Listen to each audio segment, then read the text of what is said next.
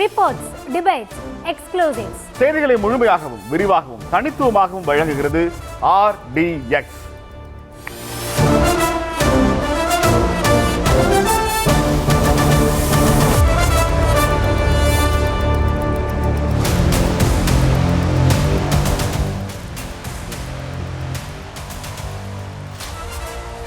Reports, debates, exclusives.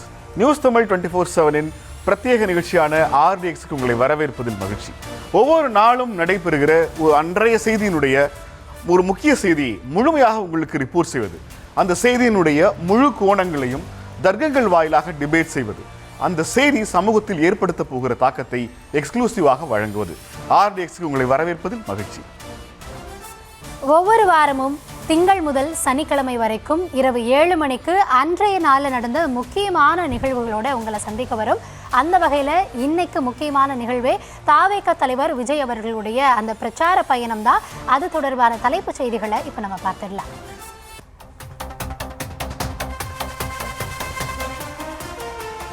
தாவேக தலைவர் விஜய் பயணம் திணறி ஸ்தம்பித்தது திருச்சிராப்பள்ளி.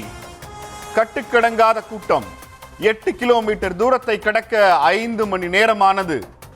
மக்களின் அன்பு வெள்ளத்தில் மிதந்து வந்த தலைவர் விஜய். பிரச்சாரத்தில் திமுக எதிர்ப்பை தீவிரப்படுத்தும் தாவேக தலைவர் விஜய்.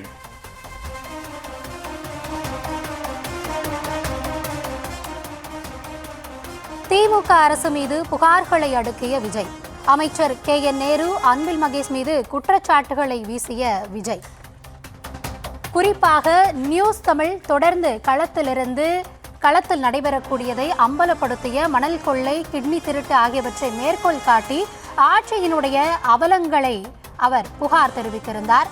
நலத்திட்டங்களை பெயரில் பெண்களை திமுக கேலி செய்வதாக பேசியிருந்தார்.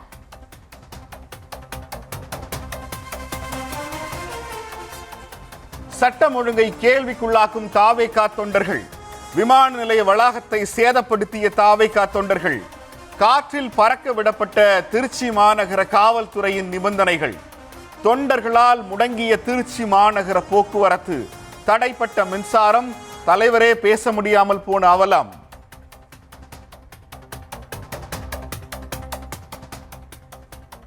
விஜய் பயணத்தை ஒட்டி தலைவர்களின் ரியாக்ஷன். புதிய எதிரிகளை சந்திக்க தயார் முதலமைச்சர் MK ஸ்டாலின். விஜயால் ஆட்சி மாற்றத்தை ஏற்படுத்த முடியாது விசிக தலைவர் திருமாவளவன். கூட்டமெல்லாம் வாக்காக மாறாது பாஜக மாநில தலைவர் நயினார் நாகேந்திரன்.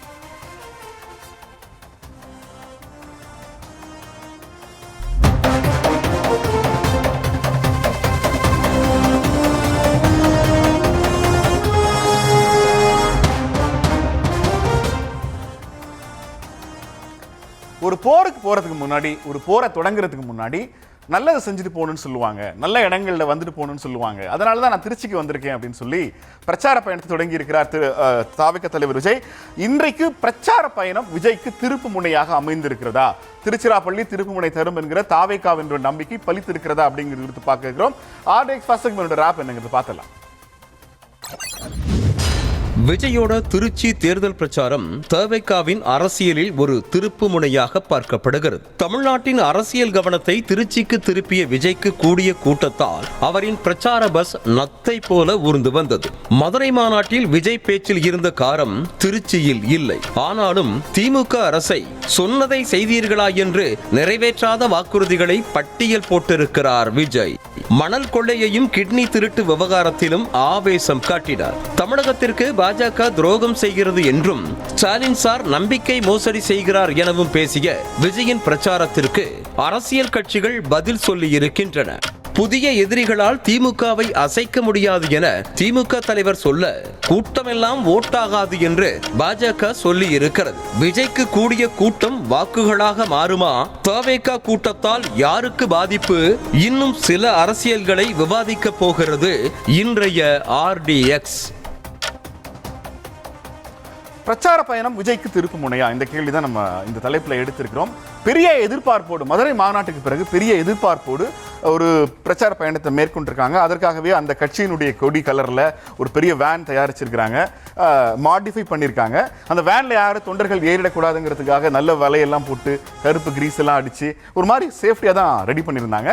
இன்றைக்கு காலையிலிருந்து தமிழ்நாட்டு ஊடகங்களுடைய மொத்த தலைப்புச் செய்திகளையும் தாவேகாவினுடைய பயணம் தான் ஏற்படுத்தியிருந்தது. இன்றைய செக்மெண்ட்டில் நாம் கேட்க போகிற பெருங்கேள்வி என்ன அப்படிங்கிறது பார்க்கலாம்.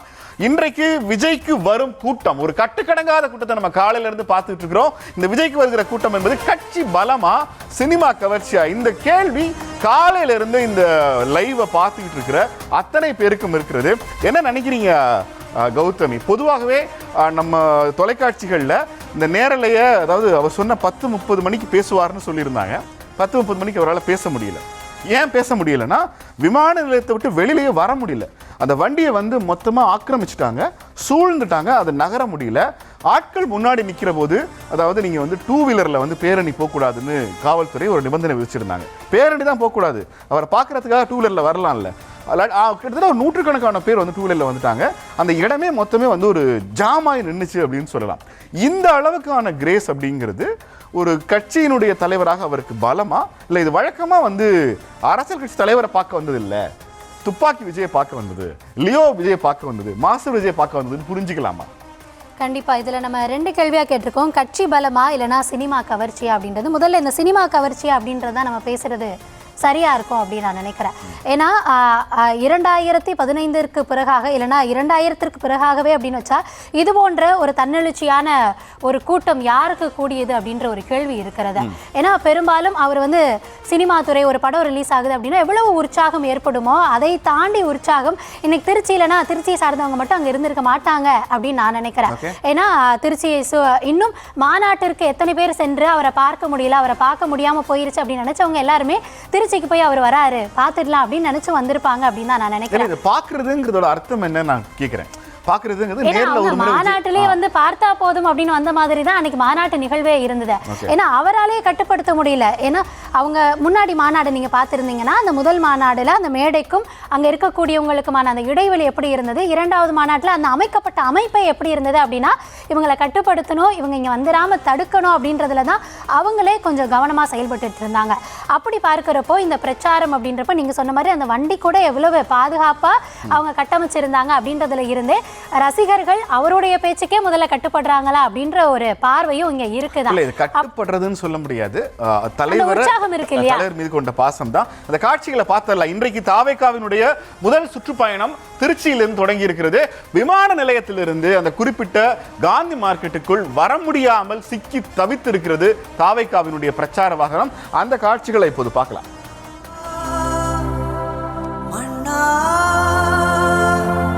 எங்கள் உரிமையின் காவல்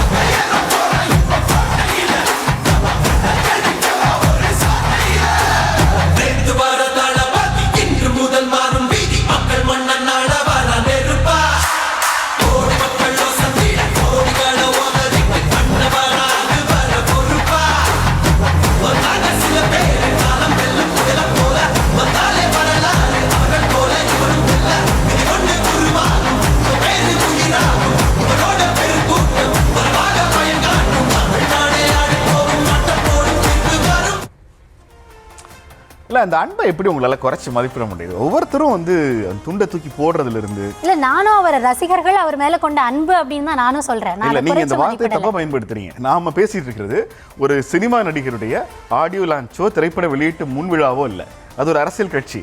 ஆனா கௌதமி பயன்படுத்துற எல்லா வார்த்தைகளுமே ரசிகர்கள்னே இருக்கு. அவங்க தாவேகாவோட தொண்டர்களா நீங்க கவனிக்கலையா? இல்ல தொண்டர்கள் ஒரு கட்சியினுடைய தலைவரை இப்படி அணுக மாட்டாங்க. அதுல ஒருத்தர் மாலை ஏறி வந்து அந்த பவுன்சர்ட்ட கொடுக்குறாரு, ஒருத்தர் வந்து அந்த கையை அவரோட வைக்க பார்க்கணும் ஆசைப்படுறாரு. நம்முடைய நியூஸ் தமிழ் குழுவினர் பார்த்து விஜய் சிரிச்ச காட்சிகளை நம்மளே போடுறோம். அப்ப அடிப்படையில ஒரு ரசிக மனோநிலையிலிருந்து விஜய் அணுகியிருந்தா கூட, ஆனா ஒரு தாவேகா தலைவராக இது எப்படி இருக்குங்கிறதா என்னோட கேள்வி. தாவேக தலைவராக, அதாவது இன்னமுமே கூட அவர் தலைவராக இந்த ஈர்ப்பு அவர்களுக்கு இருக்கிறதா இல்ல ஒரு நட்சத்திரமாக அவர்களுக்கு இருக்கிறதா அப்படின்ற கேள்வி இன்னுமே எனக்கு இருக்கு. இது வந்து ஒரு பிரச்சாரம் அப்படின்றதையும் தாண்டி ஒரு பிரபலத்தின் மீதான ஒரு பார்வையாகத்தான் மக்களுக்கு இன்னமும் இருக்கும் அப்படின்ற கேள்விதான். ஏன்னா இன்னைக்கு கூட்டின கூட்டத்தை பார்த்தீங்கன்னா அவங்க மனு கொடுக்குறப்ப 500 பேர் கூடுவாங்க அப்படின்னு சொல்லியிருந்தாங்க. நம்ம வந்து ஆயிரக்கணக்கில் கூடலாம் அப்படின்னு நினைச்சிருந்தோம். ஆனால் ஏர்போர்ட்ல இருந்து அவர் இங்கே வர்றதுக்கே எவ்வளோ தூரம், அந்த தூரத்தில் எவ்வளவு தலைகள், அதாவது எங்கேயுமே சாலையவே நம்மளால பார்க்க முடியல, அப்படி கூட இருந்தாங்க. இது என்னை பொறுத்த வரைக்கும் ஒரு பிரபலத்தின் பால் ஒரு ரசிகனின் மனம் எப்படி கவர்ந்து இழுக்கக்கூடிய ஒரு இடத்துல இருக்குமோ அந்த மாதிரி தான் இன்னைக்கு எல்லாரோட ரியாக்ஷனும் இருந்தது.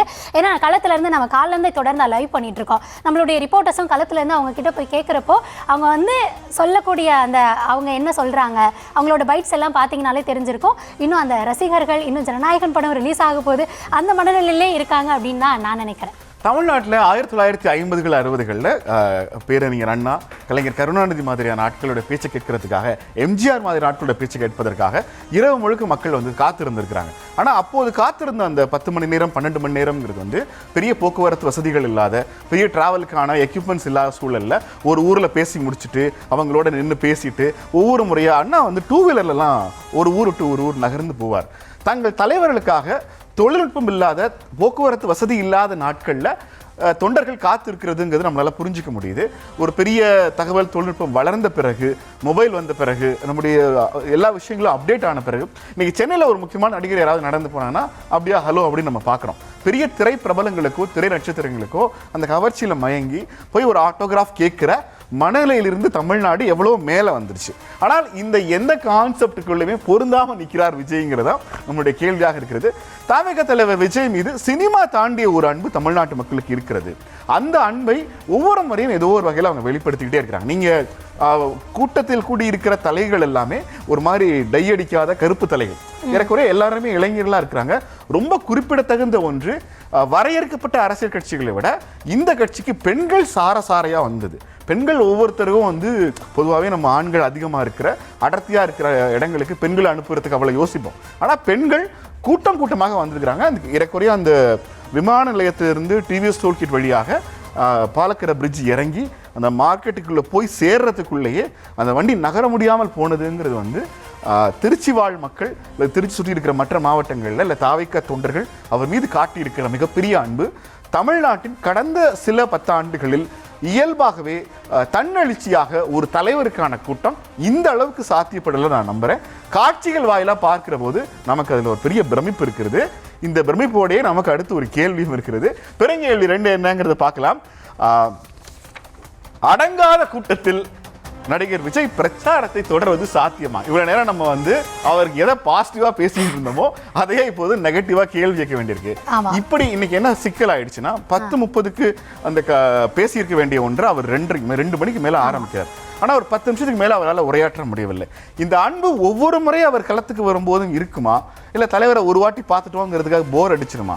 இல்லை இந்த அன்பு ஒவ்வொரு முறையும் இருந்தால் ஒரு அரசியல் கட்சி தலைவராக அவர் தொண்டர்களை நோக்கி பேசுறது, இல்லை பொதுமக்களை நோக்கி பேசுறது, வாக்காளர் நோக்கி பேசுறது, இது எதுவுமே சாத்தியப்படாமல் போயிடுமே. இன்னைக்கு தலைவர்கள் வந்து ஒரு ரோட் ஷோ போகிறதுங்கிறது ரொம்ப இயல்பான ஒன்று. முதலமைச்சர் தொடங்கி எல்லாரும் போகிறாங்க. நடிகர் விஜய் இதே மாதிரி ஒரு ரோட் ஷோ போனால் அவர் என்ன ஆவார் அப்படிங்கிற ஒரு கேள்வி நமக்கு இருக்கு. நீங்க எப்படி பாக்குறீங்க? இந்த தொண்டர்களை வச்சுக்கிட்டு பிரச்சாரம் சாத்தியமாகுமா? அதான் அந்த தொண்டர்கள் மனநிலைக்கு இன்னும் வந்துட்டாங்களா அப்படின்றதே முதல்ல ஒரு கேள்வியாகத்தான் இருக்கிறது. இப்போ நம்ம பார்க்குறபடி இன்னைக்கு மட்டுமே திருச்சியில் நம்ம நேற்று கூட பேசியிருந்தோம். அதாவது சனிக்கிழமை தோறும் இவர் பிரச்சாரத்தை மேற்கொள்றாரு, இது எப்படி எடுபடுமா, கை கொடுக்குமா அப்படின்லாம் பேசியிருந்தோம். ஆனால் இப்போ இன்றைய நிலைமையில திருச்சி மக்களுடைய மனநிலை, நல்ல வேளை இவர் வாரத்தில் ஒரு நாள் மட்டும் பிரச்சாரம் பண்றாரு, வாரம் முழுக்க இருந்திருந்தா இந்த மாவட்டம் என்ன ஆயிருக்கோ, நம்மளுடைய அன்றாட வேலையே ஸ்தம்பித்து இருக்கும் அப்படின்ற ஒரு மனநிலைக்கு வந்திருப்பாங்க அப்படின்னு நான் நினைக்கிறேன். ஏன்னா இன்னைக்கு நம்ம திருச்சியில் நடந்தது அந்த கூட்டம், இந்த பெருந்திரளான கூட்டம், இந்த ரசிகர்கள் கூட்டம், இது எல்லாமே இன்னைக்கு அங்க இருக்கக்கூடிய மக்களுடைய அன்றாட வாழ்க்கையை வந்து முற்றிலுமா முடக்கிருச்சு அப்படின்றதா என்னுடைய பார்வை. ஸோ இப்படி ஒவ்வொரு இடத்துலையும் நடந்தது அப்படின்னா அது மக்களுக்கு எந்த அளவு அசௌகரியத்தை ஏற்படுத்தும் அப்படின்றது ஒரு பார்வையாதான். இந்த மாநாட்டை விட பிரச்சாரத்தில் விஜயினுடைய வேகம் குறைஞ்சிருச்சா அப்படின்றதான் கேள்வி. நீங்கள் முதல்ல கேட்ட கேள்வி என்ன அப்படின்னா, இந்த கூட்டத்தை வச்சுட்டு அவர் பிரச்சாரத்தை நடத்துறது சாத்தியமா அடுத்ததான் நீங்கள் கேட்டீங்க. ஆனால் இன்னைக்கு என்ன ஆயிடுச்சு அப்படின்னா, அந்த மாநாட்டில் இருந்த ஒரு வேகம், அவருடைய அந்த பேச்சு அது எல்லாமே இங்கே இல்லை அப்படின்றத நம்மளாலேயே பார்க்க முடிந்தது. முதல்ல கொடுக்கப்பட்ட நேரத்தில் அவங்களால அந்த இடத்துக்கு வந்து சேர முடியல. இன்னொன்று அவருடைய உரை முழுவதுமாக இன்று உரை நிகழ்த்தப்பட்டதா அப்படின்றதே ஒரு கேள்வி. நிறைய ப்ராப்ளம் அங்கே இருந்தது. அவர் பேசுறத தொண்டர்கள் முதல்ல கேட்டாங்களா அப்படின்றதே நமக்கு ஒரு கேள்வியாக இருக்கு. நீங்க கேட்டீங்களா? முதல்ல நாமளே அவர் என்ன பேசினாரு அப்படின்றதுக்கு நாமளே ரொம்ப சிரமப்பட வேண்டி இருந்தது. நம்ம அங்க இருக்க ரிப்போர்ட்டர்ஸ் கிட்ட அங்க களத்துல என்ன நடந்துச்சு, அவர் என்ன பேசினாரு நீங்க கேட்டிருந்தீங்கன்னா ஸ்கிரிப்டா கொடுங்க அப்படின்னா நாமளே கேட்டு வாங்கியிருந்தோம். ஸோ இவ்வளவு குளறுபடிகள் அந்த இடத்துல இருந்தது. கண்டிப்பா என்னை பொறுத்த வரைக்கும் மாநாட்டை தாண்டி பிரச்சாரத்துல விஜய் என்ன பேச போறாரு, முதன்முறையா மக்களை சந்திக்கிறாரு, களத்துக்கு வந்திருக்காரு, வருவீங்களான்னு கேட்டவர் இன்னைக்கு களத்துல வந்த நேரத்துல அவருடைய வேகம் என்னவாக இருக்கும், பாய்ச்சல் என்னவாக இருக்கும் அப்படின்ற ஒரு கேள்வி இருந்தது. ஆனா முற்றிலுமா ஒரு ஏமாற்றம் நிகழ்ந்துருச்சோ அப்படின்றத என்னோட பார்வை. இல்ல, இந்த நிகழ்வுக்கு நம்ம முற்றிலுமா பொறுப்பாக்க வேண்டியது விஜயனுடைய தாவேகாவினுடைய 2ஆம் கட்ட தலைவர்கள், திருச்சி மாநகர நிர்வாகிகள், தலைமை கழக நிர்வாகிகள். கிட்டத்தட்ட ஒரு 8 கிலோமீட்டர் தொலைவை 6 மணி நேரமாக தன்னோட தலைவனை நகர விடாம கிட்டத்தட்ட தோள்களை தூக்கி வச்சு பவனி வர்ற மாதிரி தாவேக தொண்டர்கள் தூக்கிட்டு வர்றாங்க. அந்த 5 மணி நேரம் ஏற்றிய அந்த பெருமையை முழுசா ஊடகங்கள் வழியாக அந்த தமிழ்நாட்டில் இருக்கிற 6 கோடி பேருக்கும் கொண்டு போய் சேர்ப்பதற்கான ஒரு சிம்பிள் ஃபீல்டு ஒர்க்கு அவங்க செஞ்சிருக்கலாம். கிட்டத்தட்ட அந்த வண்டி பார்த்தீங்கன்னா எல்லா விதமான ஏற்பாடுகளையும் உள்ளடக்கிய வண்டி. வயராத்துட்டாங்க, கரண்ட் போயிடுச்சு, உண்மையில என்னென்னமோ காரணங்கள் சொல்றாங்க. இது தாவேகாவினுடைய தலைமை கழக நிர்வாகிகளினுடைய தோல்வி. ஒரு தலைவர் என்ன அவங்க தலைவர் பேசுறதுக்காக ரெடி பண்ணி வச்சிருந்த ஸ்கிரிப்டை வாங்கி படிக்கிற போது அதையெல்லாம் வந்து கிட்டத்தட்ட ஒரு கான்வர்சேஷன் மெத்தட்ல இருக்கு. உங்களுக்கு மாதம் ஒரு முறை மின்சார கட்டணம் எடுக்கும்னு சொன்னாங்களே, செஞ்சாங்களான்னு கிட்டத்தட்ட அதிமுக பொதுச் செயலாளர் செல்வி ஜெயலலிதா அவருடைய திருச்சி மாநாடு எனக்கு ஞாபகத்துக்கு வருது. 2008 நினைக்கிறேன். அந்த மாநாட்டில் இந்த மாதிரியான ஒரு இந்த கேள்வி பதில் பாணி அவங்க பின்பற்றி இருந்தாங்க. இந்த எந்த கேள்விகளையும் விஜய் கேட்க விடாமல் அவர் பேசுறது கேக்குதாங்கிறது மட்டும்தான் கேட்க வைத்து கிட்டத்தட்ட அந்த 5 மணி நேரம் நடந்த ஒரு பிரம்மாண்ட பேரணியினுடைய முடிவை ஒன்றுமில்லாமல் ஆக்கியிருக்கிறார்கள். அப்படிங்கிறது தாவேகா தொண்டர்களுக்கும் தாவேகா தலைவர் விஜய்க்குமே அந்த கட்சியினுடைய நிர்வாகிகள் செய்திருக்கிற துரோகம்னு நம்ம நினைக்கிறோம். ஏன்னா ஒரு சோசியல் மீடியால ஒரு ரீல், ஒரு ஷார்ட்ஸ் மிகப்பெரிய இம்பாக்டை ஏற்படுத்துகிற போது தொழில்நுட்ப ரீதியாக நம்ம காலில் இருந்து தமிழ்நாட்டில் இருக்கிற ஒரு செய்தி சேனல்கள் எல்லா கேமராக்களையும் அந்த ஒற்றை வேன் மேல புகுத்தி இருக்கிற போது அந்த வேன்ல இருந்து வெளில வர போற ஒரு நபர் என்ன பேச போறாருங்கிறதுக்காக அத்தனை பேரும் காத்திருக்காங்க. அதை பற்றின கொஞ்சமும் அதை பத்தி யோசிக்காம ரொம்ப கேர்லெஸ்ஸா நடந்திருக்கிறாங்க. ஒரு அரசியல் கட்சியாக தாவேகா இன்னமும் பல படிகளை எடுத்து வைக்க வேண்டியிருக்கிறது நான் உறுதியாக நம்புறேன். அடுத்தடுத்து அரியலூர், பெரம்பலூர்ல அவர் இங்கே விட்டதை பேசுவார்னு நம்ம நம்பலாம். கண்டிப்பா நீங்க குறிப்பிட்டது மாதிரியே என்னென்ன விஷயங்கள், அதாவது இன்றைய உரையில என்ன எதிர்பார்ப்பா இருக்கும் அப்படின்றது அவர் போறதுக்கு முன்னாடி இருந்த ஒரு மிகப்பெரிய விவாதமாவே இருந்தது. விமர்சகர்கள், அரசியல் பார்வையாளர்கள், ஏன் நாமளே கூட என்ன பேசுவாரு, மாநாட்டில் பேசின மாதிரியே ஒரு சினிமா பாணியிலான ஒரு உரையா இருக்குமா அப்படின்னா, ஆனா நமக்கு கையில கிடைச்ச அவர் என்ன பேச இருந்தாரு அப்படின்றத நம்ம பார்க்கிறப்போ ஒவ்வொன்றும் எந்தெந்த இஷ்யூஸ் அவர் அடையாளப்படுத்துவாரா அப்படின்னு நம்ம கேள்வி இருந்ததுல, அது எல்லாமே அவர் படுத்தக்கூடிய அந்த இடத்துல தான் இருந்ததா நமக்கு தகவல் கிடைச்சிருக்கு.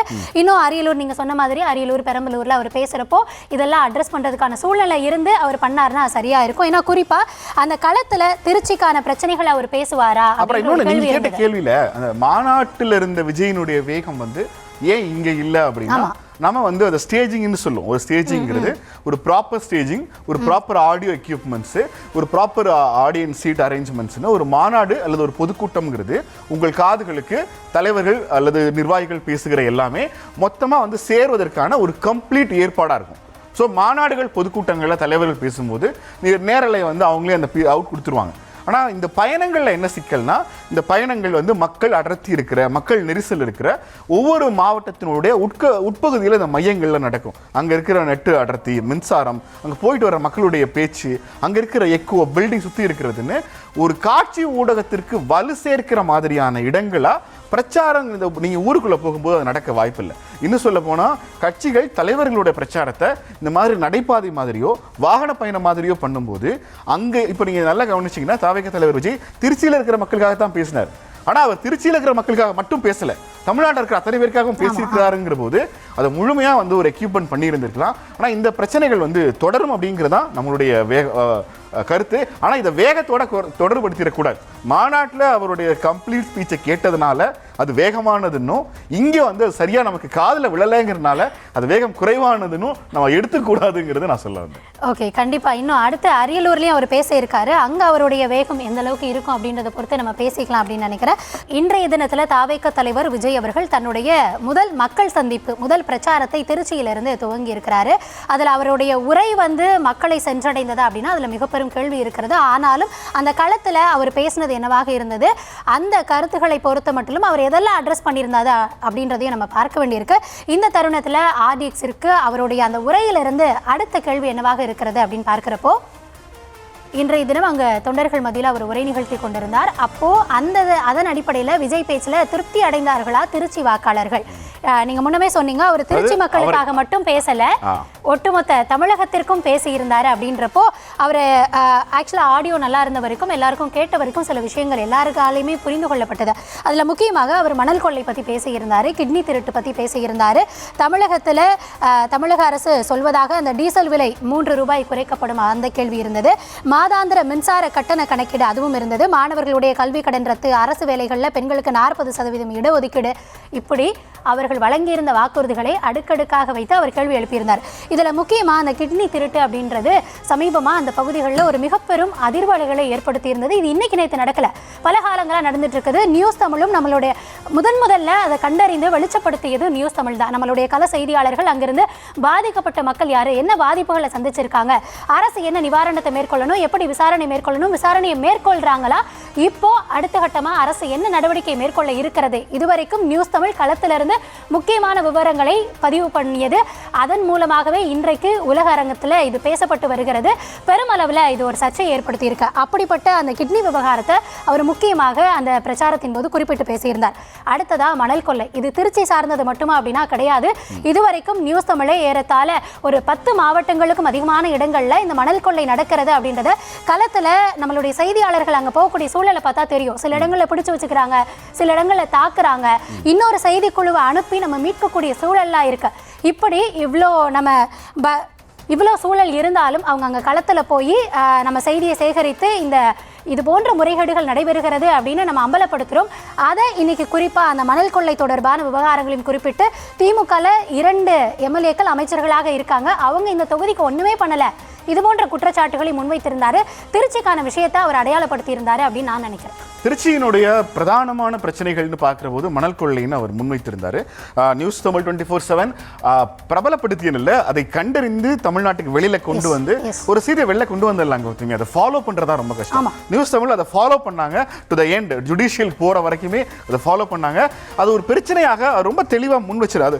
காயினேஜ்னு சொல்லுவாங்க பொலிட்டிக்கலி. ஒரு டிஸ்ட்ரிக்ட்ல நம்ம யாரை டார்கெட் பண்றோம், தமிழ்நாட்டில் ரொம்ப பவர்ஃபுல்லான 2 அமைச்சர்கள்னு கேட்டால் KN நேரு மற்றும் அன்பில் மகேஷ் பொய்யாமொழி. இவங்க 2 பேரையுமே அவர் பேர் சொல்லலையே தவிர திருச்சிக்கு 2 அமைச்சர்கள் இருக்கிறாங்க. இருந்துமே திருச்சி இன்னமும் முன்னேறாமல் இருக்கிறது. பெரிய அடிப்படை வசதிகள் இல்லை, குடிநீர் பிரச்சனையே இன்னும் அதிகமாக இருக்குங்கிறத ஆரம்பிச்சு கிட்னி திருட்டு நடத்தின மருத்துவமனை ஒரு திமுக சட்டமன்ற உறுப்பினருடையதுங்கிற வரைக்கும் ரொம்ப தெளிவாக அந்த பிரச்சனையை முன்வைக்கிறாரு. இன்றைய தாவேக தலைவர் விஜயனுடைய பேச்சினுடைய முழுமையான ப்ராப்பர் ஆடிபிள் ஸ்பீச் நமக்கு இப்போ வரைக்கும் கிடைக்கல. அவர்களுடைய ஒரு பகுதி நம்ம இப்போ பார்க்கலாம். கண்டிப்பா. பெண்களுக்கு 1000 ரூபாய் கொடுப்பீங்க, அதுவும் எல்லாருக்கும் கொடுக்க மாட்டீங்க. அதையும் கொடுத்துட்டு 1000 ரூபாய் கொடுத்துட்டோம், 1000 ரூபாய் கொடுத்துட்டோம், 1000 ரூபாய் கொடுத்துட்டோம் சொல்லி காட்டி அவங்க அசிங்கப்படுத்துவீங்க. இப்படி நீங்க அசிங்கப்படுத்துறதுக்கு, அவமானப்படுத்துறதுக்கு இதெல்லாம் நீங்க செய்யாமையா இருக்கலாமே. இன்னொரு மோசமான ஒரு மோசடி ஒன்று நடந்துகிட்டு இருக்கு. அது நாடறிஞ்ச விஷயம். அதுதான் கிட்னி திருட்டு.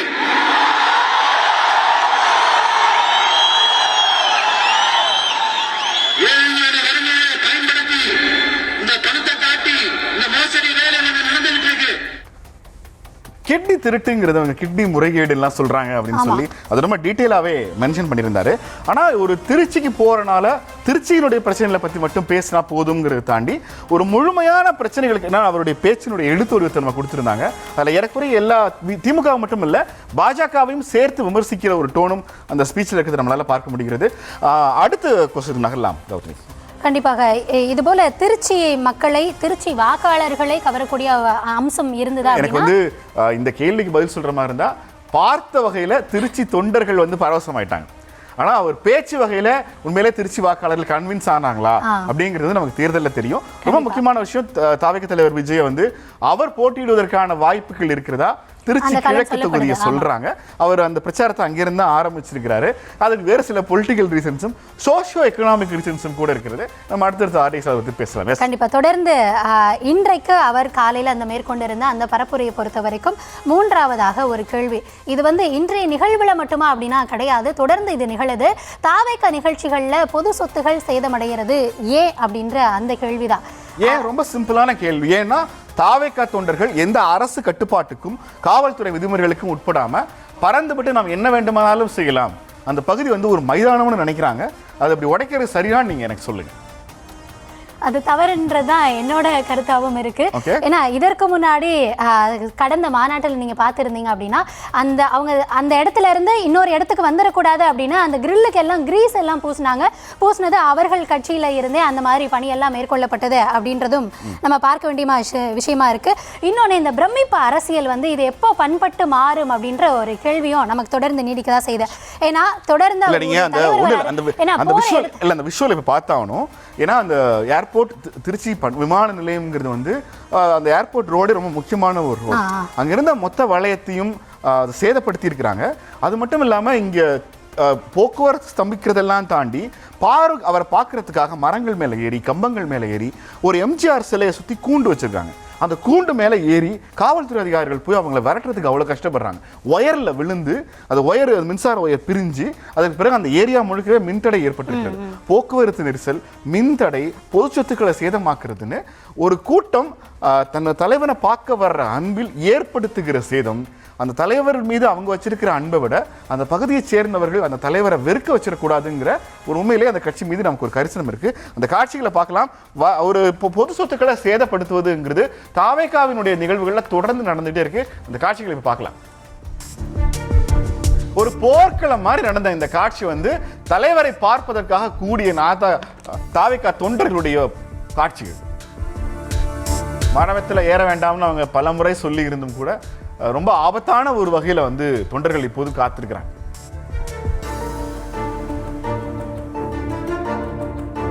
அது வந்து ரயில் நிலையம்மா.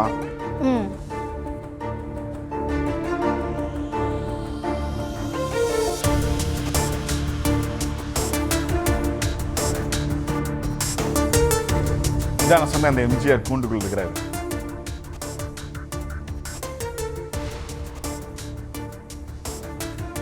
இது நம்ம எடுத்ததோட ரொம்ப ஒரு சிறிய பகுதி. ஒரு அரசியல் கட்சிகளாக தங்களை சமூகத்தில் முன்வைக்கிற ஒரு இயக்கம் இந்த மாதிரியான பொது சொத்துக்களுக்கு சேதத்தை ஏற்படுத்தாமல் அந்த பாதுகாப்பை உறுதி செய்ய வேண்டும். இன்னும் சொல்ல போனா இன்னொன்று அவங்க சொல்ற குற்றச்சாட்டு என்ன அப்படின்னு பார்த்தீங்கன்னா, ஒவ்வொரு இடத்துக்கும் நாங்கள் மாநாட்டுக்கு போகிறோம், பிரச்சாரத்துக்கு போகிறோம், இடம் கிடைக்க மாட்டேங்குது, அங்கே தங்குறதுக்கான இடம் கிடைக்க மாட்டேங்குது, எங்களுக்கான வசதிகள் இல்லை, சேர் கூட தரமாட்டுறாங்க அப்படின்றப்போ அடிப்படையாக ஒரு கேள்வி எழுவல, இப்படிலாம் பண்ணால் யார்ப்பா தருவா அப்படின்றது. ஏன்னா கடந்த மாநாட்டில் எத்தனை லட்சம் சேர் போடப்பட்டது, அதில் எத்தனை திரும்ப போச்சு அப்படின்னு நம்மளே ஒரு கணக்கெடுத்தோம்.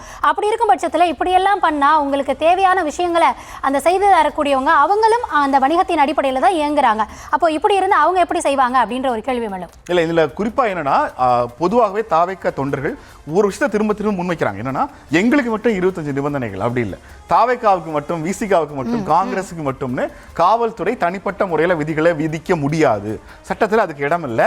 நாளைக்கு நீங்கள் நீதிமன்றத்தை அணுகுனீங்கன்னா நீதிமன்றம் உங்களை கேள்வி கேட்கும். பொதுவாகவே சட்ட ஒழுங்கு பாதுகாப்பு அந்த லோக்கல் போலீஸ் டிபார்ட்மெண்ட் கையில் இருக்கு. எங்கெங்கெல்லாம் மக்கள் கூடுவாங்க, ஒரு இடத்துல நீங்கள் மேடை போட்டிங்கன்னா எந்த நேஷனல் ஹைவே வரைக்கும் அது ஜாம் ஆகும்னு அவங்களுக்கு தெரியும். இன்றைக்கு தாவேகாவுக்கு கொடுக்கப்படுகிற எல்லா நிபந்தனைகளும் எல்லா அரசியல் கட்சிகளினுடைய பொதுக்கூட்டங்கள் மாநாடுகளுக்கு கொடுக்கப்படும். அவங்களும் மீறுவாங்க. நம்ம திமுக அதிமுக மட்டும் அவங்க ரொம்ப ஒழுங்கா ப்ராப்பரா லாண்ட் ஆர்டருக்குள்ள வர்றாங்கன்னு அர்த்தம் கிடையாது. திமுக அதிமுக மாநாடுகள் மீது, பொதுக்கூட்டங்கள் மீது இரவு 10 மணிக்கு மேல பிரச்சாரம் பண்ணதா, வரம்பு மீறி பேசினதா, அளவு கடந்து வந்து ஆட்களை அனுமதிச்சதா நிறைய வழக்குகள் திமுக அதிமுக தொடர்பாக எல்லா கட்சிகள் மேலேயும் இருக்காங்க. இப்ப தாவேகா மேல பதிவாகிற அதே வழக்குகள் தமிழ்நாட்டின் எல்லா பிரதான கட்சிகள் மேலேயும் பதிவாகி இருக்கு. ஆனா இங்க சிக்கல் என்னன்னா, அந்த காவல்துறை கொடுக்கிற விதிமுறைகளை மீறுறது மட்டுமல்ல, திமுக அதிமுக மாதிரியான கட்சிகளுக்கு பொதுமக்கள் கிட்ட கெட்ட பேர் சம்பாதிச்சிடக்கூடாதுங்கிற ஒரு காஷியஸ் உண்டு. ஆனால் தாவேகா தொண்டர்கள் பொதுமக்கள் தங்களை பற்றி என்ன நினைப்பார்கள், இந்த மாநாட்டுக்கு பிறகு இல்லை இந்த பொதுக்கூட்டத்துக்கு பிறகு ஒரு போர்க்களம் மாதிரி அந்த ரோடு இருக்கிறதுங்கிறதும், ஏற்பட போகிற போக்குவரத்து நெரிசலும், இந்த மின்தடை மாதிரியான விஷயங்களும் பற்றி எந்த கவலையும் இல்லாமல் இருக்கிறார்கள். இத்தனைக்கும் தாவேகாவோட தலைமை கழக நிர்வாகம் வந்து அவங்களுக்கு அறிவுறுத்துறாங்க, என்னெல்லாம் நீங்க செய்யக்கூடாது அப்படிங்கிறது. காவல்துறையினுடைய எந்த நிபந்தனைகளையும் தாவேகா தொண்டர்கள் கேட்காதது போலவே தாவேக்கா தலைமை கழகம் சொல்வதையும் அவர்கள் கேட்கவில்லை அப்படிங்கிறதா நமக்கு வருத்தம். ஏன்னா மாநாட்டப்பவே அவர் ஒரு லெட்டர் எழுதியிருந்தார். முதல் அறிவிப்பு லெட்டர் வெளியாச்சு, இன்னொரு லெட்டர் வெளியாச்சு. அதில் என்ன சொல்லியிருந்தாரு அப்படின்னா, இராணுவ கட்டுப்பாடோடு கூடுவோம், இது நாங்கள் மாற்றான கட்சி அல்ல, இது முதன்மை கட்சி அப்படின்னு. அப்போது முதன்மையான ஆளாக நீங்கள் களத்தில் வரணும் அப்படின்னா பல்வேறு விஷயங்கள்லேயும் முதன்மையானவர்கள் அப்படின்றத நிரூபிக்கணும். இன்னும் விமர்சனங்களுக்கு உள்ளாவது போலவே இது போல களத்தில் இருந்தீங்க அப்படின்னா அந்த விமர்சனங்கள் இன்னும் அதிகரிக்கும் அப்படின்றதுல சந்தேகம் இல்லை. தொடர்ந்து அடுத்ததாக நம்ம ஒரு கேள்வியை பார்க்க வேண்டி இருக்கிறது. இதுவரைக்கும் தாவேக்க நிகழ்ச்சியில் அவர்கள் கலந்துகிட்டது மக்கள் மனசில் அதிருப்தியை ஏற்படுத்தி இருக்குமா, முக்கியமாக இன்னைக்கு திருச்சியில் அதிருப்தியை ஏற்படுத்தி இருக்குமா அப்படின்ற ஒரு கேள்வியே இருக்கு. அடுத்ததாக வரம்பு மீறதையே கட்சி வளர்ச்சியாக கருதுகிறதா தாவேக்கா அப்படின்ற ஒரு கேள்வியும் இருக்க, என்ன பார்வை? இல்லை, இது நம்ம ஏற்கனவே பேசுறதா. வரம்பு மீறல் அப்படிங்கிறது பொதுவாக ஒரு அரசியல் கட்சி என்ன செய்வாங்கன்னா, அரசாங்கம் எங்களை ஒடுக்குது, நாங்கள் போய் இந்த இடத்துல பிரச்சாரம் பண்ணணும்னு சொல்கிறோம், எங்களுக்கு அனுமதி தரமாட்டேங்கிறாங்க, எங்கள் வளர்ச்சியை தடுக்கிறாங்க, இது பிரச்சனை இல்லை. தாவேக்கா தமிழக அரசின் மீதோ திமுக அரசின் மீதோ விமர்சனங்களை முன்வைப்பது நமக்கு பிரச்சனை இல்லை. ஆனால் அது எந்த மாதிரியான பிரச்சனையாக இருக்குங்கிறத நமக்கு தெரியுது. இங்கே வரம்பு மீறல்ங்கிறது தன்னுடைய தலைவர் பேச அவரை பேச விட மாட்டேங்கிறாங்க. நீ நல்லா யோசிச்சு பாருங்க, அவ்வளவு பெரிய கூட்டத்தில் அந்த தாவேக்கா கொடிகளை தூக்கி வீசுறாங்க, அவர் மேல வீசுறாங்க. அதில் யாராவது ஒருத்தர் கல் எடுத்து வீசி இருந்தா என்ன ஆகும்? அடிப்படையில் யார் வீசினாங்க நம்ம கண்டுபிடிக்க முடியாது. எல்லா விதமான சட்ட ஒழுங்கு பிரச்சனைக்கும் வாய்ப்பு இருக்கிற வகையில் அந்த நிகழ்வுகள் இருந்துடக்கூடாது. நாம் உண்மையிலேயே காவல்துறைக்கு தாவேக்கா தலைவர் விஜய் வந்துட்டு போற வரைக்கும் அது ஒரு பெரும் பாடாக இருந்திருக்கும். அந்த உண்மையில சனிக்கிழமை ஏற்பாடுங்கிறது ஒரு வகையிலான சிறந்த ஏற்பாடு. ஏன்னா இன்னைக்கு அவர் அந்த ஏர்போர்ட்ல இருந்து கிளம்பி அந்த மரக்கடைக்கு வந்த அந்த ஏரியாங்கிறது முழுக்க முழுக்க கல்லூரிகள் பள்ளிகள் நிரம்பிய வளாகங்கள். மேலப்போதூருங்கிறது பெரிய 2 லேடிஸ் ஸ்கூல் இருக்கு, 3-4 லேடிஸ் காலேஜஸ் இருக்கு, 2 பாய்ஸ் காலேஜ் இருக்கு. வீக் டேஸ்ல அது முழுக்க முழுக்க அரசு பேருந்துகள், பள்ளி கல்லூரிகளுடைய பேருந்துகள், தனியார் மாணவர்கள் 2 வீலர்ல போற ஏரியான்னு அது ரொம்ப மக்கள் அடர்த்தி மிகுந்த ஒரு இடம். அந்த இடத்துல இந்த மாதிரியான சம்பவங்கள் நடந்ததுன்னா அவங்களுக்கே அது ரொம்ப கெட்ட பேரா அமைஞ்சிருக்கும். ஆனா அந்த வரம்பு மீறலை அவர்கள் திட்டமிட்டு செய்கிறார்களா அப்படிங்கிற ஒரு கேள்விக்கு நான் இல்லைன்னு சொல்லுவேன். இப்போ நாம இப்படி மோசமா நடந்துக்கணுங்கிறதா தாவேக்காவினுடைய இன்டென்ட்டான்னு கேட்டீங்கன்னா இல்லை. அது ஒரு பரவச மனநிலையிலிருந்து உருவாகும். கண்டிப்பா. என்னன்னா நீங்க மக்களுக்கு நல்லது செய்ய வரேன், மாற்றா வரோம் அப்படின்றப்போ அந்த பொறுப்புணர்வு உங்களுக்கு இருக்க வேண்டியது அவசியமா இருக்கும் அப்படின்றதானே கேள்வியா இருக்கும். ஏன்னா இன்னைக்கு விமான நிலையத்திலிருந்து இந்த பகுதிக்கு ஒரு 5-8 கிலோமீட்டர் தொலைவு இருக்கும். இந்த பகுதிக்குள்ளாக தான் விமானத்துக்கு போக வேண்டியவங்களா இருப்பாங்க. இன்னைக்கு எத்தனை பேருக்கு ஃப்ளைட் மிஸ் ஆயிருக்கும் அப்படின்றது எனக்கு தெரியல. எத்தனை பேரோட பயணம் இன்னைக்கு இதனால அவர்களுடைய ஏன்னா எதிர்காலத்தை நம்பி இல்லைன்னா வேலைக்கு போறவங்க இல்லைன்னா புதுசா டிராவல் பண்றவங்க எத்தனையோ பேரோட பயணம் இதனால தடைபட்டிருக்கலாம். அத்தனை பேரோட கோபமும் இன்னைக்கு யார் பக்கம் திரும்பி இருக்கும் அப்படின்னா கண்டிப்பா தாவேக்கா தொண்டர்கள் பக்கம் திரும்பி இருக்கும். அதாவது ஒவ்வொரு முறையும் நிகழ்ச்சிக்கான எங்களுக்கு அனுமதி இல்லை, எங்களுக்கு அனுமதி வழங்கப்படலை, இவ்வளவு ரூல்ஸ் எங்களுக்கு கொடுக்குறாங்க அப்படின்ற குற்றச்சாட்டு முன்வைக்கிறதுக்கு முன்னாடி நாங்க எப்படி செயல்படுகிறோம், களத்தில் எங்களுடைய செயல்பாடு என்னவாக இருக்கிறது, தாவேக்கா தொண்டர்களுடைய ஒழுங்கு எப்படி இருக்கு. ஏன்னா இன்னும் மற்ற கட்சிகள் அவங்களை குற்றம் சாட்டுறதே இது அரசியலாக்கப்பட்ட கூட்டம் எங்க கிட்ட இருக்கு, ஒரு ஒழுங்கு இருக்கு அப்படின்னு தொடர்ந்து விமர்சனத்தை முன்வைக்கிறாங்க. அப்போ ஒவ்வொரு முறையும் களத்துல மக்களை சந்திக்கிறாரு உங்க தலைவர். வரலன்னு சொன்னவர் வராரு அப்படின்றப்போ அவருடைய பேச்சு எந்த அளவுக்கு இருக்கும் அப்படின்றதே கேட்க விடல அப்படின்றப்போ அந்த தொண்டர்களே ஒருவேளை தலைமைக்கு பிரச்சனையாக மாறி இருக்கிறார்களோ அப்படின்ற அளவுக்கு சிந்திக்க வேண்டியதா மாறி இருக்கு. இல்ல இன்னைக்கு ஒரு பொது சமூகம் சில கேள்விகளை முன்வைக்கிறாங்க. நமக்கு இந்த சென்னை மெரினா கடற்கரையில் ஒரு சாகசங்கள், விமான சாகசம் ஒன்று பண்ணாங்க. தண்ணீர் இல்லாமல் ஒரு பெரிய பிரச்சனையாகி மயக்கம் போட்டு கீழே விழுந்து உயிர் பலி ஆகிற போது பொதுமக்கள் கூடுகிற இடங்களில் அவங்களுக்கு பாதுகாப்பு வழங்க வேண்டியது ஒரு அரசினுடைய கடமையாகிறது. விஜய் மாதிரி என்ன சிக்கல் என்னன்னா, பொது சொத்துக்களை சேதம் விளைவிக்கணுங்கிறது அவங்களுடைய இன்டென்ஷன் இல்லை. நம்ம திரும்ப அதை இன்சிஸ்ட் பண்ண வேண்டியிருக்கு. ஆனால் ஒரு திரைப்பட கவர்ச்சி மனநிலையிலிருந்து தலைவரை நான் என்ன சொல்றேன்னா, இந்த மாதிரியான முடிஞ்ச வரைக்குமான கரெக்டாக சொல்றதா இருந்தால் அவர் தாவேக்கா பொதுச் செயலாளர் ஆனந்த் சொல்லுவாப்பற அவரை இன்னும் கூட்டின்னு போகிறதே எங்களுக்கு ரொம்ப கஷ்டமாக இருக்க ஒன்றா இருக்குன்னு. அது அவர் சொல்லும்போது அதை நம்ம பெரிய லெவலில் சோஷியல் மீடியாவில் கேலி பண்ணாங்க. ஆனால் இன்றைக்கி உண்மையிலே அதை பார்க்குற போது ஒரு 8 கிலோமீட்டரை நகர்த்தவே முடியாமல் நகர்த்தி கொண்டு திரும்ப இன்னொரு மாவட்டத்துக்குள்ளே போகிறாங்க. இப்போ அரியலூருக்குள்ளே என்ட்ரி ஆகிருப்பாங்க. ஒரு இன்னும் சில நிமிடங்கள்லேருந்து கூட நமக்கு அதற்கான நேரலை அங்கேருந்து வர்றதுக்கான வாய்ப்பு கூட இருந்துச்சு. ஆனால் இது எதுவுமே இன்டென்ட்டாக இல்லை. ஆனால் இதை பார்த்து கொள்ள வேண்டிய, சரி செய்ய வேண்டிய பொறுப்பு தாவேக்காவுக்கு இருக்கிறது. ஒருவேளை இது தொடரும் பட்சத்தில் அவங்க எவ்வளோ நல்ல விஷயங்களை முன்னெடுத்தாலும் அந்த தொண்டர்களுடைய இந்த செயல்பாடுகளே அந்த கட்சிக்கு ஒரு பெரிய பிளாக் மார்க் அமைஞ்சிடும். தொடர்ந்து அவங்க முன்வைக்கக்கூடிய இன்னொரு குற்றச்சாட்டு என்ன அப்படின்னு பார்த்தீங்கன்னா, நாங்கள் கேட்குறப்ப மட்டும்தான் இவ்வளோ கண்டிஷன்ஸ் அப்படின்றப்போ, ஏன் முதலமைச்சர் ஏர்போர்ட் போகிறப்பெல்லாம் இந்த மாதிரி அவங்க தொண்டர்கள் அங்கே கூடி தானே நிற்கிறாங்க, இன்னும் அமைச்சர்கள் வரப்போ அந்த மாதிரிலாம் நடக்குதுல்ல அப்படின்னு. என்னன்னா அரசாங்கத்தை பொறுத்த வரைக்கும் இப்போ பிரைம் மினிஸ்டர் வரப்போ நம்ம ஃபுல்லாகவே ரோட் பிளாக் பண்ணுறோம். அதே சிஎம் வரப்போ அது என்னன்னா அந்த அதிகாரத்தில் இருக்கக்கூடியவர்கள் அங்கே வர்றப்போ அவர்கள் மக்கள் பணியாற்ற தான் செல்கிறாங்க அப்படின்றனால அந்த ப்ரோட்டோகால்லாம் ஆட்டோமேட்டிக்காக இருக்கும். இதையும் அதையும் கம்பேர் பண்ணலாமா அப்படின்னா அது ஒரு கேள்வியாக தான். விஜய் வருங்கால முதலமைச்சராக கருத்தில் கொண்டு அவர் முதலமைச்சராகிறப்பையும் அதே நடைமுறை இருக்கும் அப்படின்றதா என்னுடைய அவங்களுக்கு தெரியாமலாம் இல்ல. ஒரு அரசு கட்சியாக அதை அரசியல் படுத்துவதற்கு எனக்கு இது ஒரு பொலிட்டிக்கல் டூல், இதை நான் எடுத்துக்கிறேன். இதை வச்சு உங்களை அடிக்க முடியுமானா அடிச்சுக்கலாம். ஆனா நமக்கு அதான் திரும்ப சொல்றேன் நான் உங்களுக்கு, அரசு இது ஆளும் கட்சி எதிர்ப்பதற்கோ திமுக அரசு எதிர்ப்பதற்கோ இது ஒரு கருவியா பயன்படுத்தப்பட்ட பரவாயில்ல. இது உண்மையிலேயே தாவேகா தொண்டர்கள் தாவேகா கட்சியினுடைய இமேஜ் இது காலியாகுதுங்கிறதா அக்கறையில இருந்தா நம்ம அதை எடுத்து வந்துட்டு இருக்கோம்.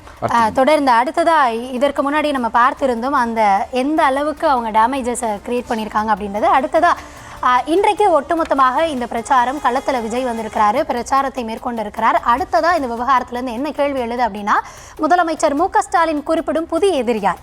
இன்னைக்கு திமுகவினுடைய முப்பெரும் விழா நடைபெறுவது தொடர்பான ஒரு அறிவிப்பு வெளியாகி இருந்தது. அதில் முதலமைச்சர் அவர்கள் குறிப்பிட்டு சொல்லியிருந்தார். அதனை தொடர்ந்து தான் நமக்கு இந்த கேள்வி எழுந்திருக்கிறது. அவர் குறிப்பிட்ட விஷயங்களை நீங்களும் பார்த்துருப்பீங்க. உங்களுடைய பார்வையை சொல்லிட்டா நான் சொல்கிறேன். இல்லை, இன்னைக்கு ரொம்ப முக்கியமான விஷயம் என்னன்னா space management, digital television space management, media space மேனேஜ்மெண்ட்னு சொல்லுவாங்க. ஒரு நாளில் தொலைக்காட்சிகளோட திரையில் உங்களை பற்றிய செய்திகள் எந்த முக்கியத்துவத்தை அடைந்திருக்கின்றன, எவ்வளவு தூரம் உங்களுக்கு முக்கியத்துவம் கொடுக்குறாங்க அப்படின்னு அந்த ஸ்பேஸை ஏதோ ஒரு வகையில் தக்க வச்சுக்கிறதுக்கான போராட்டத்தை ஒவ்வொரு அரசியல் கட்சியும் நடத்திக்கிட்டே இருக்காங்க. நம்ம நேற்று பேசுன மாதிரி வியாழக்கிழமைகளில் மட்டும் ஏன் ராமதாஸ் அவர்களோட அறிக்கையோட வர்றாரு அப்படின்னா, இன்னைக்கு இங்கிருந்து ஒரு கண்டென்ட் ஸ்பேஸ் நமக்கு கிடைக்கும்னு டெலிவிஷன்ஸ் எங்கேஜ் ஆகுறாங்க. இன்றைக்கு காலையிலிருந்தே தாவேக தலைவர் புறப்பட்டார், விமான நிலையத்துக்கு புறப்பட்டார், விமான நிலையம் வந்து சேர்ந்தார், விமான நிலையத்துக்கு வெளில வந்துட்டாரு, தொப்பியை கழட்டிட்டாரு, கண்ணாடியை கழட்டிட்டார் வரைக்கும், மொபைல் எடுத்து பார்த்தார் வரைக்கும் நம்ம அப்டேட் பண்ணியிருக்கோம். இந்த அப்டேட்டுக்கு நடுவில் திடீரென முதலமைச்சர் மு க ஸ்டாலின் திமுக தலைமையிடமிருந்து ஒரு அறிக்கை வருது. முப்பெரும் விழா குறித்து நம்ம கொண்டாட போறோம் வாங்க அப்படின்னு. என்ன சொல்லியிருந்தாங்க அதுல? அந்த அறிக்கை தொடர்பாக நம்ம சில கிளிப்பிங்ஸ் பார்த்துடலாம். இன்றைய தினம் செப்டம்பர் 17 திமுக முப்பெரும் விழா நடைபெற இருக்கிறது. அது தொடர்பான ஒரு அறிவிப்பு குறிப்பாக வெளியாகி இருந்தது. வாசகங்கள் புதுசாக இருந்துச்சு, முதல் முறையா இல்ல? ஆமா, அதைத்தான் நம்ம தற்பொழுது திரையில பார்த்துட்டு இருக்கோம். அதுல அவர் குறிப்பிடுறதே என்ன அப்படின்னா, இந்த தாவேக ரசிகர்கள் என்னெல்லாம் செய்யறாங்களோ அதை குறிப்பிடும்படியாக தான் அது இருந்தது. குறிப்பா இப்ப நம்ம பார்க்கிறப்போ கொள்கை இல்லா கூட்டத்தை சேர்த்து கூக்குரலிட்டு கும்மாளம் போட்டு பொதுமக்களுக்கு இடையூறு செய்யும் இயக்கம் அல்ல திமுக கழகம். திரும்ப ஒரு முறை போடுங்க. நம்ம கண்டிப்பா அந்த அறிக்கையில என்ன குறிப்பிட்டு இருந்தாங்க அப்படின்றத ஃபுல் ஸ்கிரீனாவே பார்த்துடலாம் அப்படின்னு நினைக்கிறேன். புதிய எதிரிகள் என எந்த கொம்பனாலும் திராவிட முன்னேற்ற கழகம் எனும் கொள்கை உறுதிமிக்க கோட்டையை தொட்டு கூட பார்க்க முடியாது அப்படின்னு அவர் குறிப்பிட்டிருக்காரு. அது மட்டும் அல்லாது அடுத்ததை நம்ம இப்ப பார்க்கிறப்போ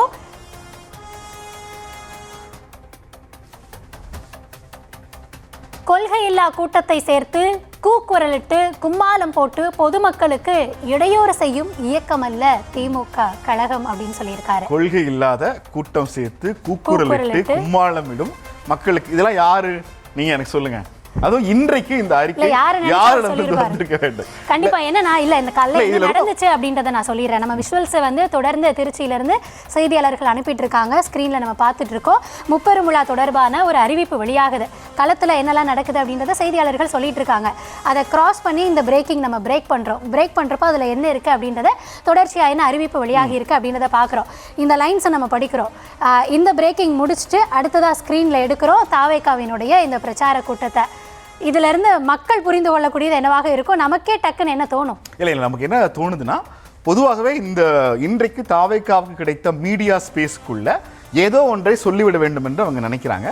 அதனால தான் இந்த அறிக்கை தயார் செய்யப்பட்டு இந்த எக்ஸாக்ட் வார்த்தைகள் கும்மாளமிட்டு கூக்குரலிட்டு மக்களுக்கு கொள்கை இல்லாத மக்களை டிஸ்டர்ப் பண்ற ஒரு இயக்கம் நாங்க இல்லைங்கிற வார்த்தைகளை இன்னைக்கு வெளியிடணுங்கிறதுக்காக வெயிட் பண்ணி கரெக்டாக அவங்க என்ன நினைச்சிருக்காங்கன்னா 10:30 அந்த ஸ்பீச் ஆரம்பமாயிரும்னு நினைச்சு ஒரு டைம்ல வெளியிட்டிருக்காங்க. ஆனால் நம்ம தலைவர் என்ன பண்ணிட்டாப்லன்னா வண்டி எடுத்துட்டு வெளியே வர முடியலைங்கிறனால விஜய் பேசுவதற்கு முன்பாகவே இந்த அறிக்கை வெளியாயிடுச்சு.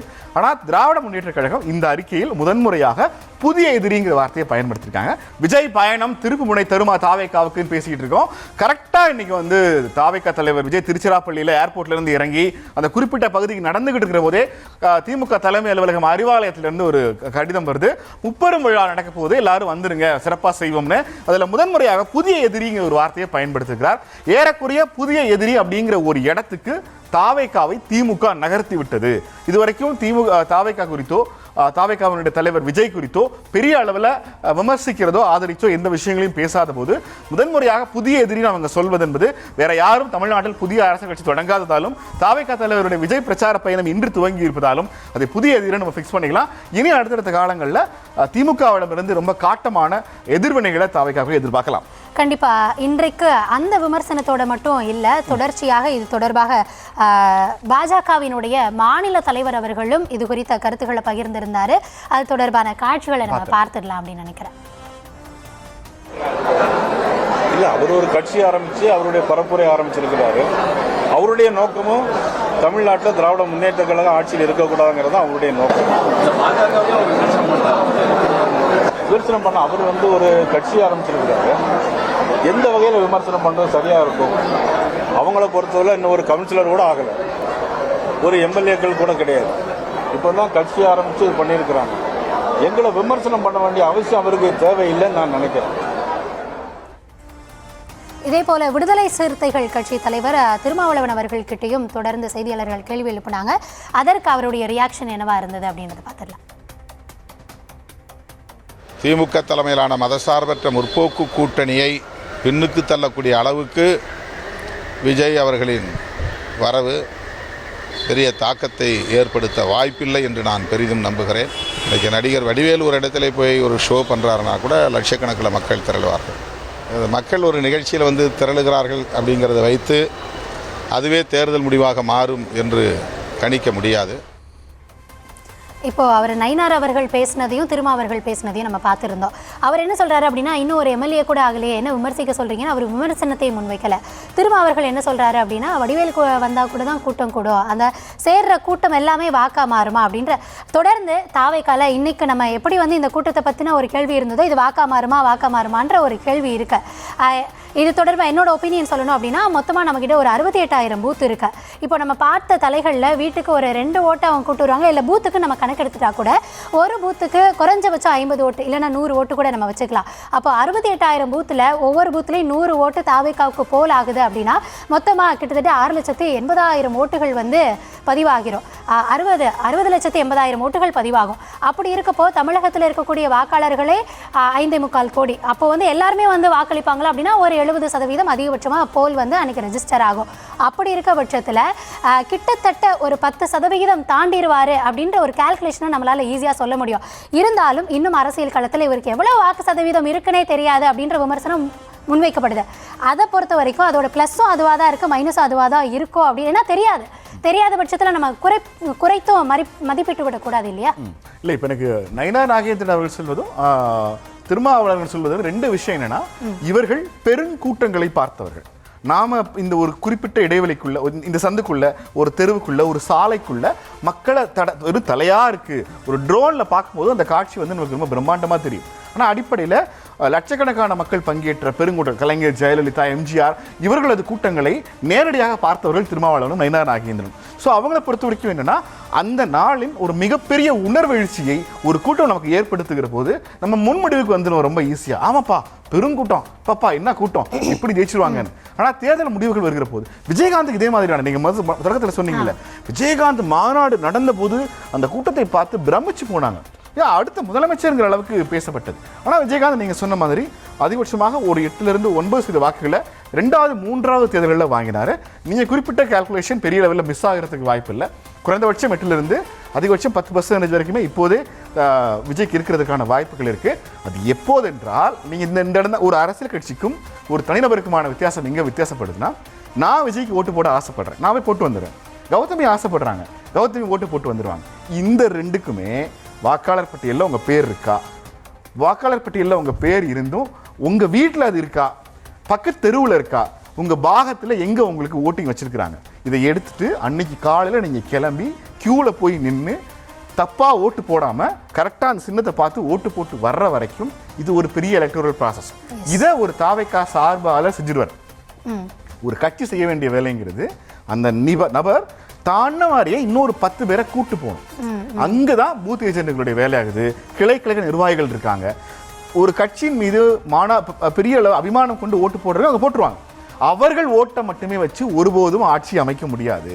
நீங்கள் ஒவ்வொருவரும் எத்தனை ஓட்டுகளை எடுத்துட்டு வர்றீங்க, கூட்டிட்டு வர்றீங்க, அதுக்காக தான் ஒவ்வொரு தெரு வரைக்கும் இருப்பாங்க. ஒரு கடைசி வார்டு கவுன்சிலர் வரைக்கும் இந்த தெருவில் 300 ஓட்டு இருக்கு, அதில் 30 பேர் நமக்கு ஓட்டு போட்டுருவாங்க. மீதி 100 பேரை கன்வின்ஸ் பண்ணி அந்த ஓட்டு போத்துக்கு கூட்டு வர்றது மட்டும் இல்லை, அந்த 100 பேருக்கு ஓட்டர் ஐடி இருக்கா, அந்த 100 பேர் வீட்டிலேயே அவங்க இருக்காங்களா, அவங்க இறந்துட்டாங்கன்னா அவங்க வாக்காளர் பட்டியலேருந்து நீக்கிறது, அவங்க வீட்டில் ஒரு 18 வயசு பையன் இருந்தாங்கன்னா சேர்க்கறது, அதை ஃபாலோ பண்ணுறது கட்சியினுடைய அழகுன்னு சொல்றது இதுதான். இதை தாவேக்காவோட நிர்வாகம் செய்யுமா? விஜய்க்கு ஓட்டு போட்டுருவாங்க. ஆனால் அதை ஒரு பெரிய பிரம்மாண்டமான வெற்றியாக காட்டுவதற்கு கட்சியினுடைய கட்டுமான அமைப்பு ரொம்ப முக்கியமான ஒன்று. எனக்கு இன்னைக்கு திருச்சியில் அவங்க மைக்கை ஹேண்டில் பண்ணதும் விஜயினுடைய அந்த 5 மணி நேர பிரம்மாண்ட ஒரு பயணத்தை ரொம்ப மோசமாக முடிச்சு வச்சது மேலே ஒரு சந்தேகம் இருக்கு. லெட்ஸ் see அரியலூர்லையும் பெரம்பலூர்லையும் அவங்க எப்படி ஒர்க் பண்றாங்க. கண்டிப்பா இன்னும் கொஞ்ச நேரத்தில் அவர் அரியலூர் போயிடுவார், அங்க உரை நிகழ்த்துவார் அப்படின்னு எதிர்பார்க்கப்படுது. இதுக்கிடையில் அரியலூர்ல தொடர்ந்து மழை பெய்யறதாகவும் நமக்கு தகவல் கிடைச்சிருக்கு. அடுத்ததா இதை பொறுத்த வரைக்கும் அடுத்த ஒரு பெரும் கேள்வி நமக்கு இருக்கிறது. இன்றைய பிரச்சாரத்தை தாண்டி தொடர்ச்சியாக தாவேக்காவுக்கு கூடும் கூட்டத்தால கட்சிகள் பதற்றம் அடைகின்றனவா அப்படின்ற ஒரு கேள்வியும் நம்ம இதுல டவுட்டே ஆக வேணாம். நான் கருத்து கேட்கறதுக்கு முன்னாடி இல்ல நான் சொல்றேன். ஏன்னா இதற்கு முன்பாக திருமாவளவன் அவர்கள் நயினாரும் சொன்ன பதில் கூட்டம் ஓட்டா மாறாதுங்கிறது ஃபேக்ட். அதுல நமக்கு சந்தேகம் இல்லை. ஆனா நயினாரும் திருமாவளவனும் பதற்றம் அடைஞ்சிருக்காங்களா? அவங்க 2 பேரும் மட்டும் இல்ல, தமிழ்நாட்டில் இருக்கிற எல்லா அரசியல் கட்சிகளும் பதற்றம் அடைந்திருக்கிறார். அந்த பதட்டம் என்பது இதுவரை தமிழ்நாட்டில் இருந்த கரிஸ்மாட்டிக் லீடர் இவர்கள் சொல்லுகிற எல்லா ஆட்களையும் விட இந்த தலைமுறையில் விஜய் டு த பீக்ல இருக்காப்புல. அந்த கரிஷ்மாவை இவர்களால் எதிர்கொள்ள முடியவில்லை. அந்த கரிஷ்மாவை சுற்றி இருக்கிற தொண்டர்கள் அவங்களுடைய உற்சாகம் ஏன்னா இப்போ எம்ஜிஆர் காலத்திலோ ஜெயலலிதா காலத்திலோ சமூக வலைத்தளங்கள் இல்லை, வாட்ஸ்அப் ஸ்டேட்டஸ் இல்லை, இன்ஸ்டாகிராம் ஸ்டேட்டஸ் இல்லை. ஒருவேளை அப்போ என்னன்னா அப்போது இருந்த வாட்ஸ்அப் ஸ்டேட்டஸ் இன்ஸ்டாகிராம் ஸ்டேட்டஸ்ங்கிறது கழுத்தில் பச்சை குத்துவாங்க. நான் எம்ஜிஆரை சேர்ந்தவன், நான் எம்ஜிஆரை காதலிக்கிறேன், எம்ஜிஆருக்கு தான் எனக்கு ஓட்டு, ரெட்டலைக்கு தான் ஓட்டு. ஏதோ ஒரு வகையில் தன்னுடைய விருப்பத்தை தன் அரசியல் தலைமைக்கு வெளிப்படுத்துவதற்கு ஒரு வடிவம் இருந்துச்சு.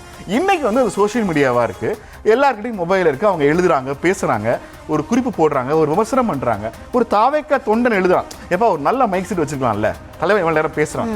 அடிப்படையில் தலைவனோடு உரையாடுவதற்கான எல்லா வாய்ப்புகளையும் அங்கே இருக்குங்கிறதுனால இதை பார்க்கறதுக்கான முதல் முறையாக ஒரு தலைமுறை பார்க்குறாங்க, எழுச்சியா வர்றாங்க அப்படின்னு. நமக்கு எம்ஜிஆருக்கு அந்த 12 மணி நேரம் காத்திருந்த மாதிரி பச்சை குத்திக்கிட்ட மாதிரியான ஒரு மனநிலையை தமிழ்நாட்டு மக்கள் இப்போ பார்க்குறாங்க. மக்கள் பத்ததில்லை, கட்சிகள் பார்க்குறாங்கன்னு நான் நினைக்கிறேன். கண்டிப்பா. அதாவது அவருடைய இந்த பிரச்சார பயணமே அதிமுக எப்படி அந்த பாணியில் நடத்துவாங்களோ அது மாதிரி இருக்கா அப்படின்ற ஒரு கேள்வி இருந்தது. நெல்சன், நீங்க இப்போ இதை எம்ஜிஆரோட ரசிகர்கள் எப்படிலாம் இருந்தாங்களோ அந்த அளவுக்கான ஒரு எழுச்சி டவுட்லாம் வேணாம், எப்படிதான் இருக்காங்க. எஸ் சரி, அப்படியே இருந்தாலுமே அதனால மற்ற கட்சிகளுக்கு பாதிப்பா அப்படின்னா நம்ம ஏற்கனவே அந்த கால்குலேஷன்ஸ் பேசினதுபடி ஒரு 10% வாக்கு அப்படின்றது எங்கெங்க இருந்து அவர் பறிப்பாரு அப்படின்னு பார்க்கிறப்போ ஏற்கனவே இன்றைய பிரச்சாரத்திலேயே அவர் அதிமுக பாணியில போறாரு, ஜெயலலிதா மாதிரி என்ன மாதிரி பரப்புரை அவங்க மேற்கொள்வாங்களோ அந்த ஒரு பாணி இருக்கு. இதெல்லாம் பார்க்கிறப்போ ஏற்கனவே அவர் எதிர்ப்பது திமுகவாக இருந்தாலும் அவருடைய இந்த பரப்புரையால இந்த பிரச்சாரத்தால அவர் களம் கண்டு இருக்கிறதுனால உண்மையில பாதிக்கப்பட போவது அதிமுகவாகத்தான் இருக்கிறதோ அப்படின்ற ஒரு பார்வை ஏற்கனவே எழுந்து விட்டது. அது மட்டும் இல்லாமல் இன்னும் சிறு சிறு கட்சிகள்ல இருந்து நீங்க சொன்ன மாதிரி தொண்டர்கள் அவர்களுடைய சித்தாந்தங்களை ஃபாலோ பண்றவங்க அவங்களுக்கு ஓட் பண்ணாலும் கூட அந்த சார்பு வாக்காளர்கள் யாருக்கு வாக்களிப்பாங்க, அந்த ஓட்ஸ் எல்லாருமே விஜய்க்கு போகும். அப்படின்றப்போ தங்கள்கிட்ட இருக்கக்கூடிய அந்த வாக்கு சதவீதத்தை தொடர்ந்து தங்களுடைய நிலைப்பாட்டை தங்களுடைய நிலையை அவங்க இன்னும் கட்டுக்கோப்பா வச்சுக்கிறதுக்கு இன்னுமே பிரயத்தனப்பட வேண்டியதா இருக்கு. அதனால அந்த பதற்றம் இயல்பாவே வந்துருச்சோ அப்படின்றது தான் தோணுது. போன மாநாட்டுக்கும் இந்த ஸ்பீச்சுக்கும் நடுவில் சில மாற்றங்களை அவர் செஞ்சிருக்காரு. ஒன்று, போன முறை அங்கிள் ஸ்டாலின் சொன்னது ஒரு பெரிய அதிர்வலையை உருவாக்குச்சு, நிறைய நெகட்டிவ் வைப்ரேஷன்ஸை அவர் சுற்றி உருவாக்குச்சு. இந்த முறை ரொம்ப தெளிவாக அங்கிள்னு சொல்லாமல் ஸ்டாலின் சாருங்கிறாப்புல, அந்த இடம் ரொம்ப முக்கியமான ஒன்று. இன்னொன்று, திமுகவை போலவே பாஜகவையும் விமர்சிக்கிறார். அவர் ஏற்கனவே அறிக்கைகளாக விட்டிருந்த ஒரே நாடு ஒரே தேர்தல் மாதிரியான திட்டங்கள்லேருந்து கீழடி அகழ்வாராய்ச்சி, தமிழ் பண்பாடு மீதான ஒன்றிய அரசினுடைய தாக்குதல், இந்த எல்லா விஷயங்களையும் கூட பட்டியலிடுறாரு. ஆனால் இந்த விஷயங்களை எல்லாம் அவர் முழுமையாக முழுமையாக கொண்டு போய் திருச்சி வாக்காளர்கிட்ட சேர்த்துக்கலாம்ங்கிறதா நம்மளுடைய எண்ணம். அதற்கான வாய்ப்பே இல்லாமல் போயிடுச்சுங்கிறதா உண்மையிலே நம்முடைய வருத்தமாகவும் இருக்கிறது. நீங்கள் கேட்ட முக்கியமான கேள்வி, தாவேக்காவுக்கு கூடும் கூட்டத்தால் கட்சிகள் பதற்றம் அடைகின்றனவான்னா கூட்டத்தினால் பதற்றம் அடையலை. நம்ம திரும்ப அதை ரீடிஃபைன் பண்ண வேண்டியிருக்கு. அந்த அன்பு நான் சொன்னேன் இல்லையா, ஒரு தலைவன் மீது தொண்டர்கள் வைத்திருக்கிற அன்பு, அந்த கிரேஸ் வந்து உண்மையிலேயே தலைவர்களை டிஸ்டர்ப் பண்ணுது. ஏன்னா ஒரு வடிவேலு வந்தாலும் கூட்டம் வருமானா வரும். வடிவேலு இன்னைக்கு மதுரைக்கு வராரு, சென்னைக்கு வராரு, ஒரு மீட்டிங் போறாருன்னா வருவாங்க. நாளைக்கு வராருன்னா நாளைக்கு வருவாங்களான்னு ஒரு சந்தேகம் இருக்கு. ஆனால் விஜய்க்கு இந்த கூட்டம்ங்கிறது விக்கிரவாண்டியிலிருந்து நம்ம தொடர்ந்து பார்த்துக்கிட்டே இருக்கோம். பரந்தூர் போனாரு, அதுக்கு பிறகு மதுரை மாநாடு, இப்போது தொடர்ச்சியா இன்னும் எங்க போனாலும் விஜய் இந்த இடத்துக்கு இத்தனை மணிக்கு வர்றாருன்னு நம்ம சொல்கிற போது அங்க தாவேக்காட்கள் போறதுக்கு முன்பாகவே ஒரு பெருங்கூட்டம் காத்திருக்கிறது, கையில குழந்தையோட குடும்பத்தோட வராங்க பாக்குறதுக்கு. அடிப்படையில் இது ஒரு கட்சி நிகழ்வை தாண்டிய ஒரு குடும்ப நிகழ்வாக மாறிடுச்சு. இந்த மதுரை மாநாட்டில் அவர் சொல்லுவார், நான் அரசியலுக்கு வந்துட்டு இனிமே வீடுகளுக்குள்ள போற ஐடியா இல்லை, நான் ஆல்ரெடி வீடுகளுக்குள்ளலாம் போயிட்டேன், அந்த வீடுகளுக்குள்ள போயிட்ட பிறகுதான் நான் அரசியலுக்குள்ளே வந்தேன். இப்போதைக்கு சிரிச்சிங்க. இல்லை, என்னன்னா நீங்கள் சொல்லிட்டு இருந்தீங்க, அதாவது குடும்ப படம் சமீபமாக தமிழக திரை உலகில் வந்து குடும்ப படங்கள் தான் அதிகமாக வருது, அதுதான் வெற்றி பெறுது அப்படின்னு சொல்லிட்டு இருந்தாங்க. இந்த குடும்பங்கள் கொண்டாடும் வெற்றிக்கு 2 அர்த்தம் இருக்கு கௌதமி. அதை வந்து எந்த அர்த்தத்தில்? இல்லை, நான் அந்த அர்த்தத்தில் தான், நான் என்னுடைய நகைப்புக்கு காரணம் அதுவாக தான் இருக்கு. இன்றைய தாவேக்காவினுடைய பயணம் அப்படிங்கிறது திருச்சி மாநகரத்தில் பெரிய அளவில் ஊடகங்களால் கொண்டாடப்பட்டாலும் தலைவருடைய பேச்சு பெரிய அளவில் மக்கள் கிட்ட கொண்டு போய் சேர்க்கல. அது அவர் குரல்ல நம்ம கேட்கலங்கிறது ஒரு வருத்தம். அடுத்தடுத்து அரியலூர்ல மழை பெஞ்சிட்டு அரியலூர்ல, ஆனா இன்னும் ஒரு அரை மணி நேரத்துல அவர் அங்க செல்வார் அப்படின்னு எதிர்பார்க்கப்படுது. ஏன்னா களத்துல தொண்டர்கள் கூட்டம் அந்த அளவுக்கு இருக்கு, இன்னுமே அந்த வாகனம் நகர முடியல. இன்னும் ஒரு அரை மணி நேரத்துல அவர் சென்று அந்த அந்த பகுதியில பரப்புரை மேற்கொள்வார். இன்னொரு இடமும் அவங்க வந்து லிஸ்ட் பண்ணியிருக்காங்க.